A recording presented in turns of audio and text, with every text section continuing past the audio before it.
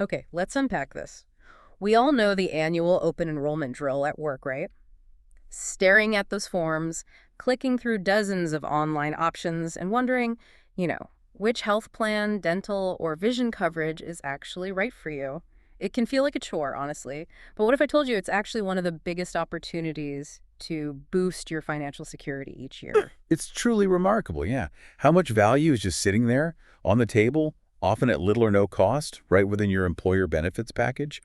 Our mission today really is to give you a shortcut, to help you get well-informed, pull out the most important nuggets of knowledge so you can truly maximize these crucial parts of your financial well-being. Think of it like building a solid financial house.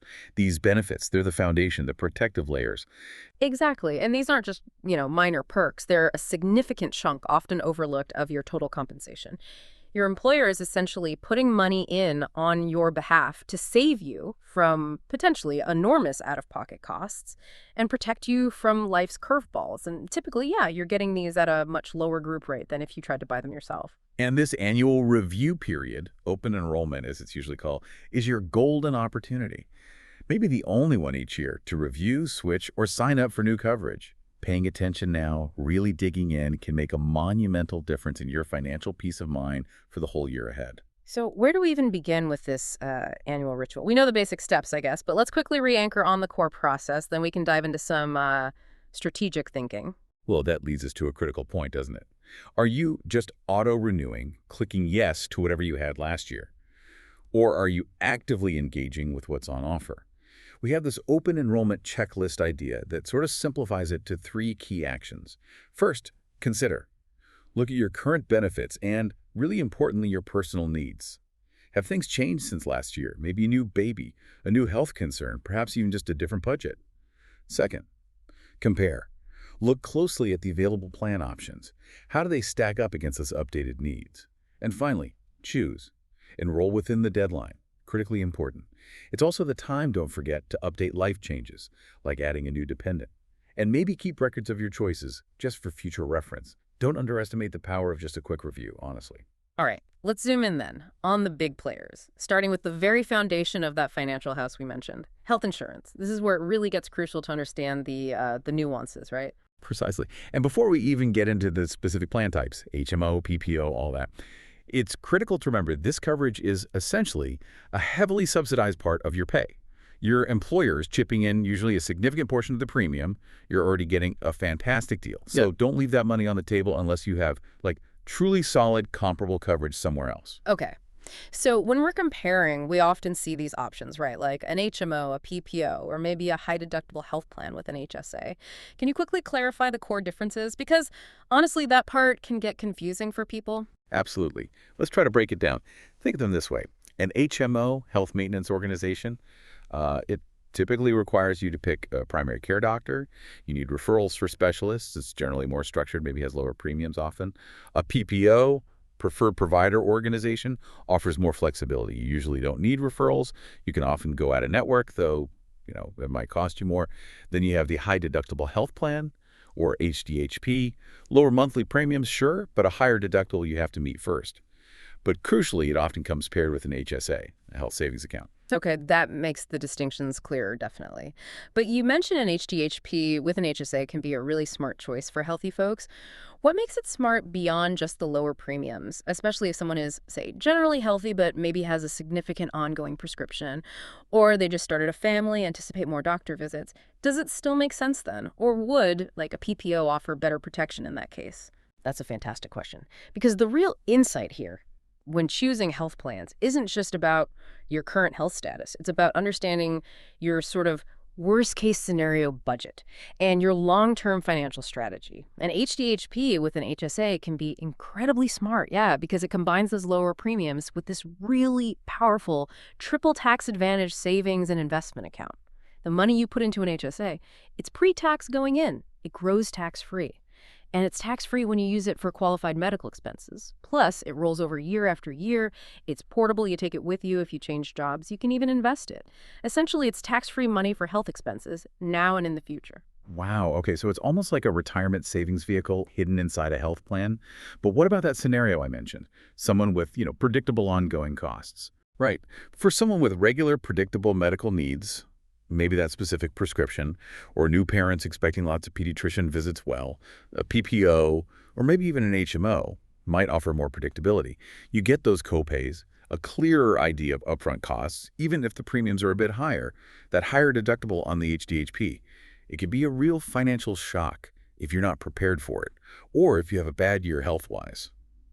So while the HDHP offers these amazing tax advantages, a PPO kind of gives you more peace of mind against unexpected big bills.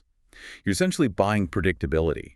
Reviewing your expected out-of-pocket costs for the upcoming year is really key here. That's a much deeper way to think about it than just I'm healthy or I'm not. And hey, don't forget to take advantage of any wellness programs or incentives your employer offers, like premium discounts for doing a health assessment or gym reimbursements. These are often just free money for something you should probably be doing anyway. Absolutely. Don't leave those benefits on the table. Every little bit helps. Okay, next up. Let's talk about the critical maintenance layer of our financial house, dental coverage. This often gets overlooked, right? But I've heard it can be incredibly valuable, even if it seems inexpensive.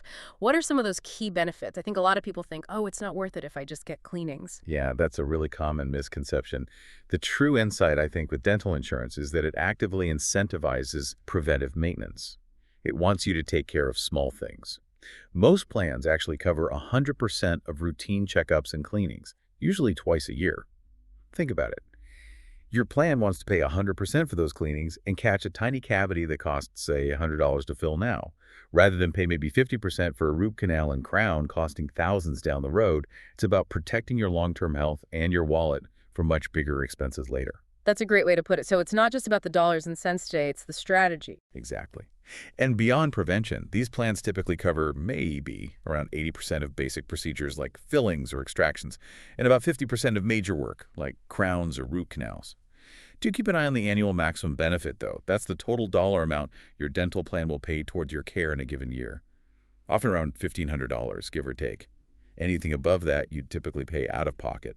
Oh, and if you have kids who might need braces, definitely check for specific orthodontic coverage. Some plans have separate lifetime maximums or benefits just for that. Right, good tip.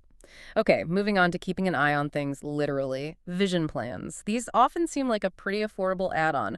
What's the real value proposition here? Is it worth it? Well, vision plans usually have pretty low premiums. They cover your annual eye exams, often for just a small copay, sometimes fully covered. Plus, they usually give you an allowance towards glasses or contact lenses, maybe up to $150 annually, or sometimes every 2 years. So for anyone who wears glasses or contacts or just wants regular eye checkups, it's generally worthwhile. Yeah. And here's a key insight that's often overlooked. An eye exam can actually detect other health issues, things like diabetes, hypertension. Your eye doctor might spot signs early. Huh. So it's not just about seeing clearly, it's potentially about overall health monitoring too.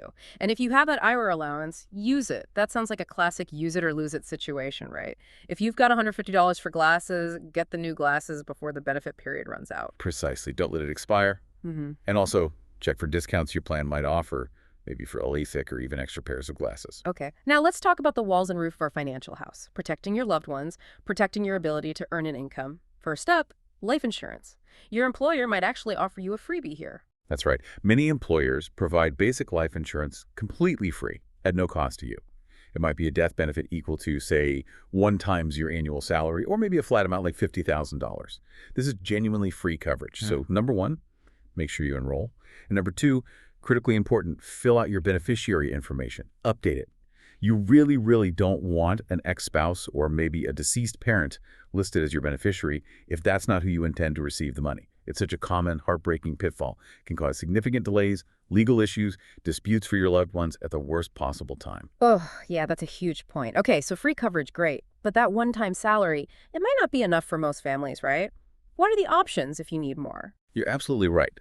One-time salary is often just a base layer, a starting point.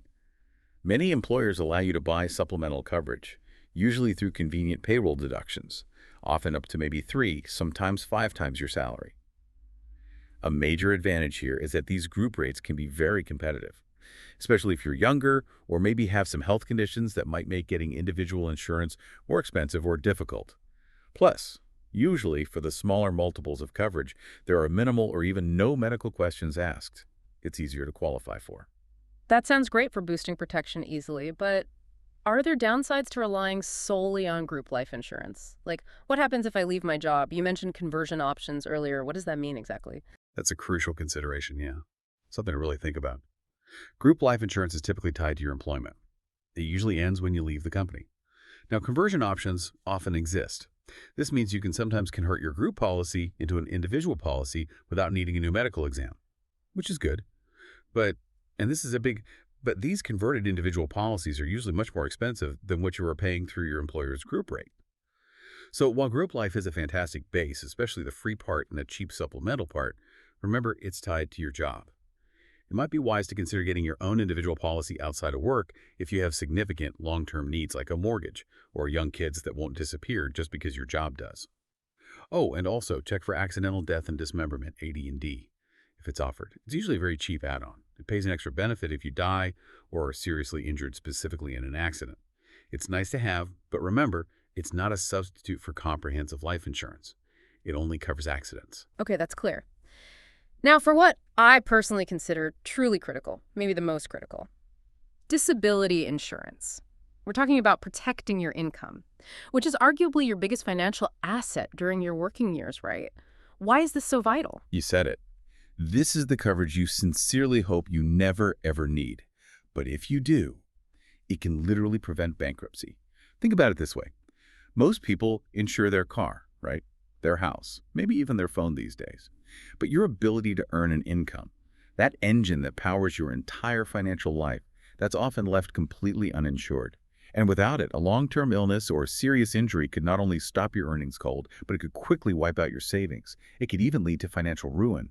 Disability insurance is truly your income safety net. Wow, that's a powerful way for frame it. So what kind of options do employers typically offer here? Well, many employers provide both short-term disability or STD.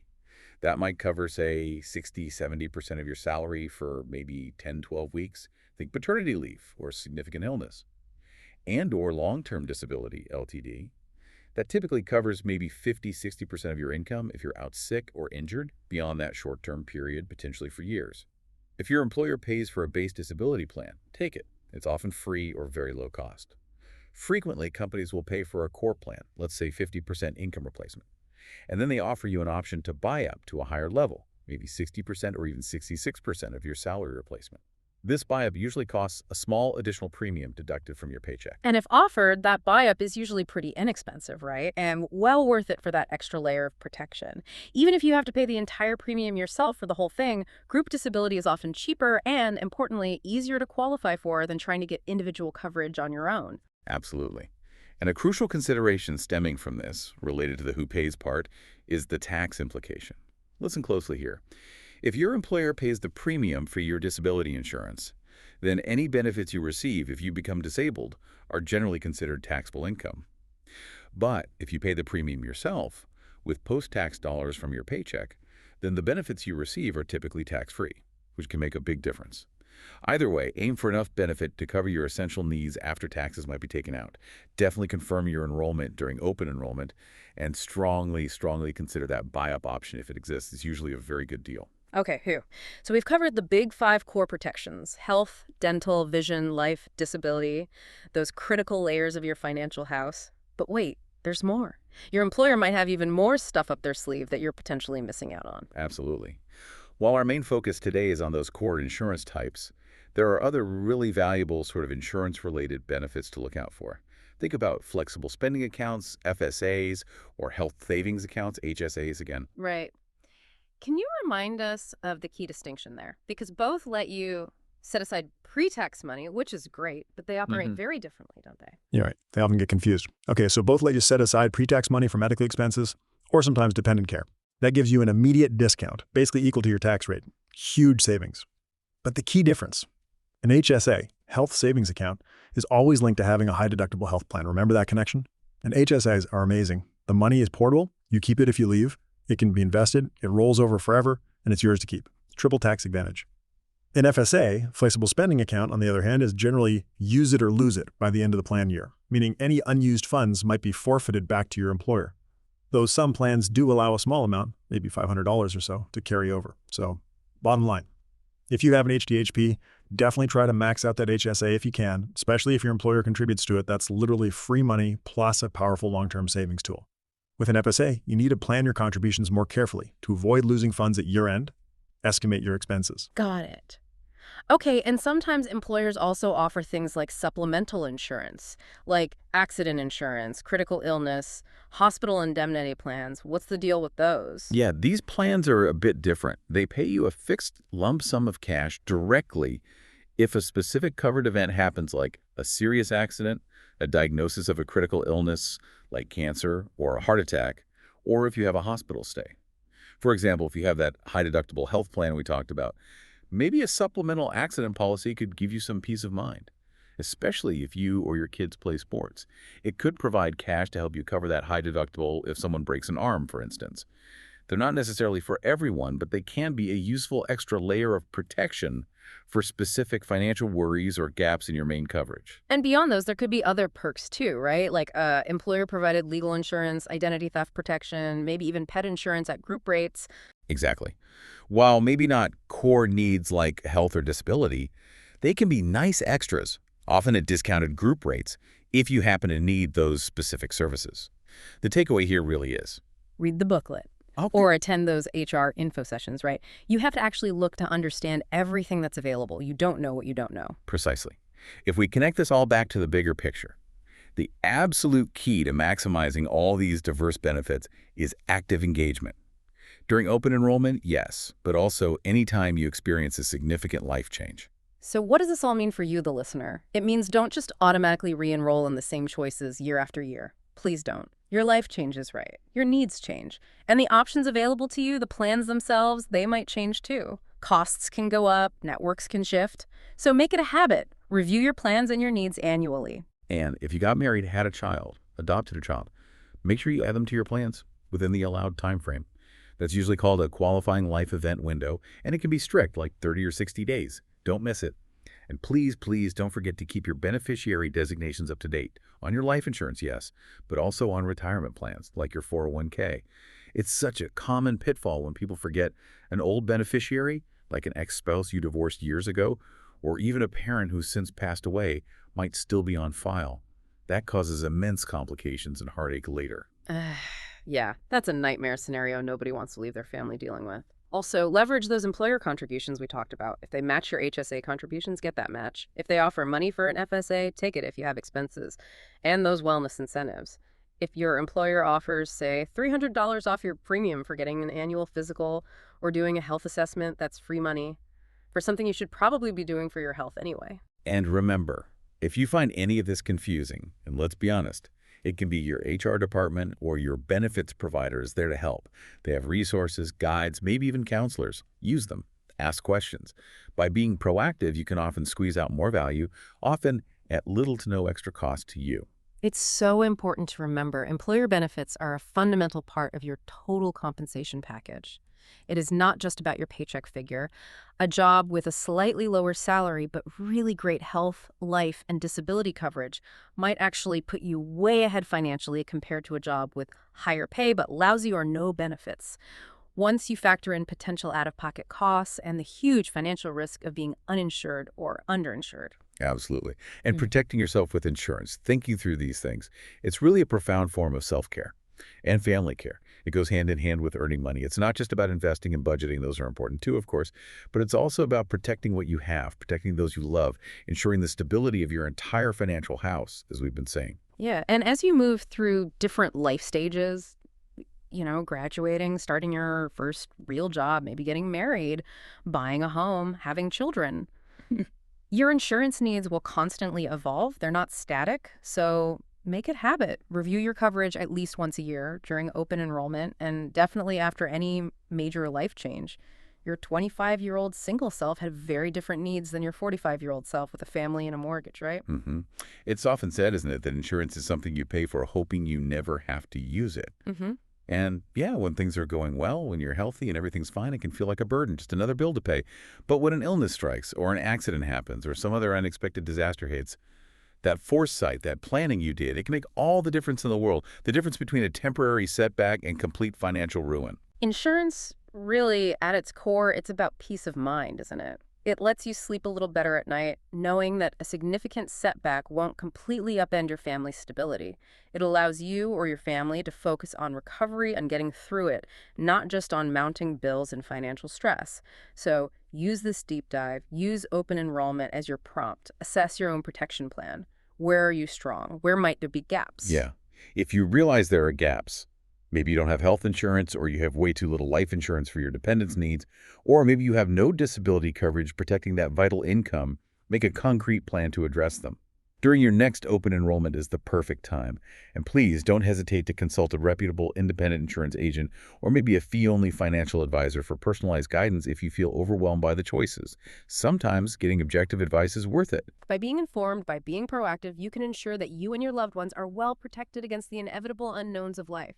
And that security, that peace of mind, it's truly priceless. Stay safe, stay insured, and rest easier knowing you have a strong financial safety net in place.